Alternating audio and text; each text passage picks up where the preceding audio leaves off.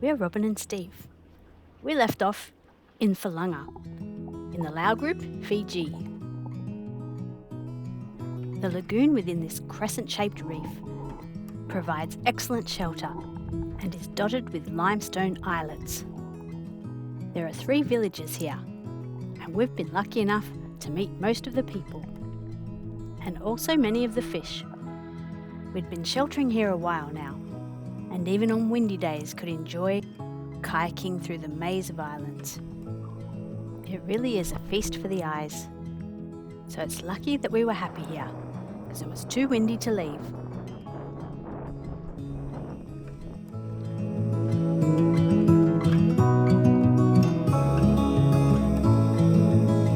The tides dictate what you do here, and we met some lovely people on a sandbar, which ended up underwater by the time we'd finished chatting.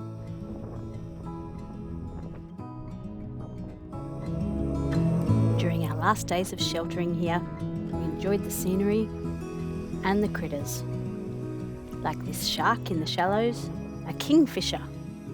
I've zoomed right in so as not to scare it away. And coconut crabs, many.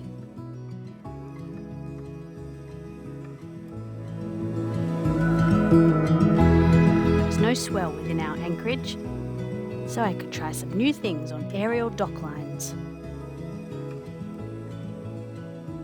We weren't the only boaties sheltering from the wind, and on one of the days I joined some of our friends for a walk, with one unusual feature: human remains.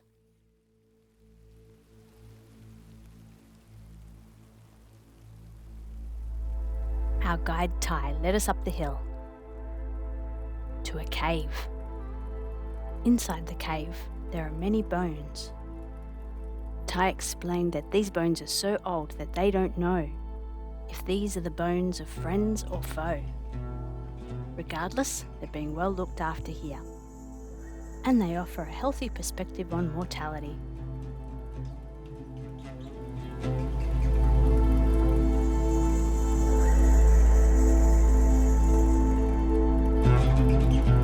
This wasn't the end of the walk. We had some climbing to do.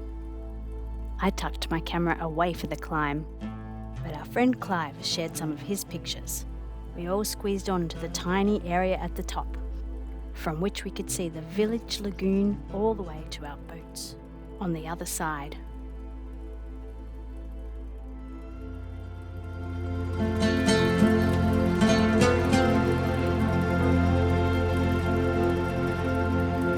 There are our boats, and the annoying scratch on my lens.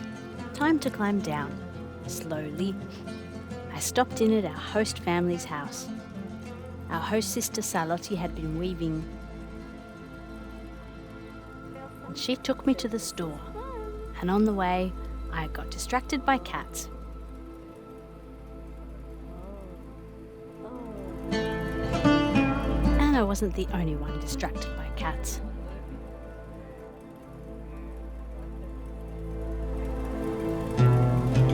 There was a lot stocked in this tiny store, and we were very relieved to be able to buy eggs. And then my host family, Salotti and Minnie, took the scenic route back to the boat to give me one last chance to look around and to say goodbye to this beautiful area. But here's a story from another boat. Our friends Carol and Daryl visited the school and got to see a sports carnival with a difference.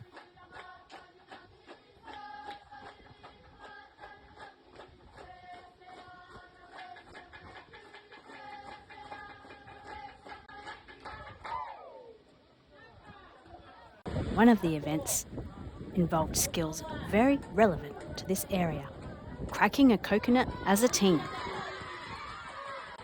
The first person's job is to husk the coconut.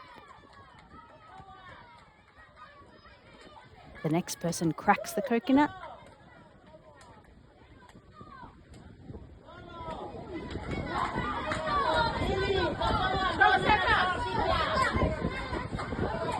And the third person's job is to shave the meat out of the coconut. And it's the job of many others to cheer on their teammates. And yes, kids here do know how to use machetes. It's a necessary life skill.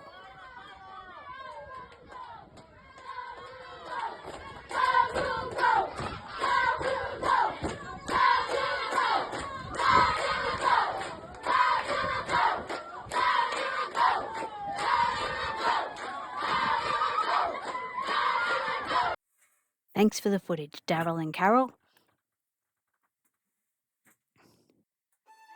We'd loved our time in this amazing place.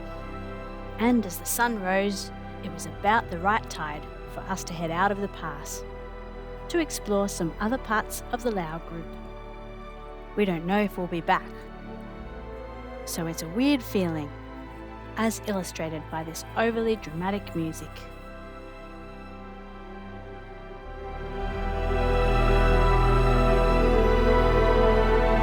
In a low power boat like ours, this high current pass is potentially dangerous.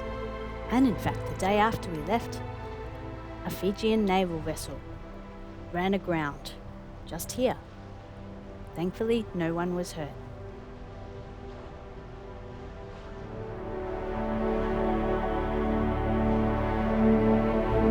We'll just be jumping a little way southeast from Fulaga to Ogea.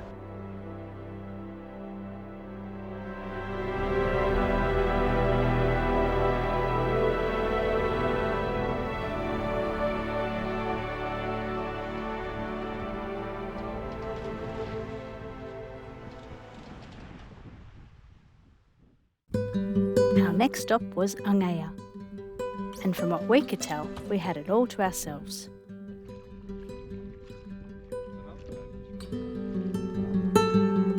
This side of the island is uninhabited.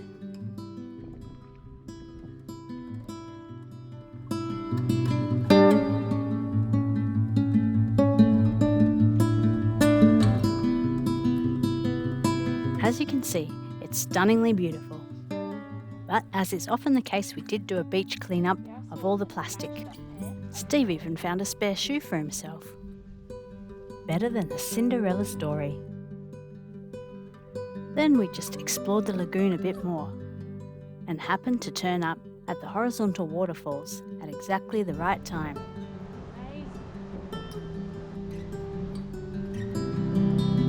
It's a spring's tide, so there's a lot of water spilling off these rocks as the tide drops, giving it the feel of an Icelandic waterfall, but without the cold.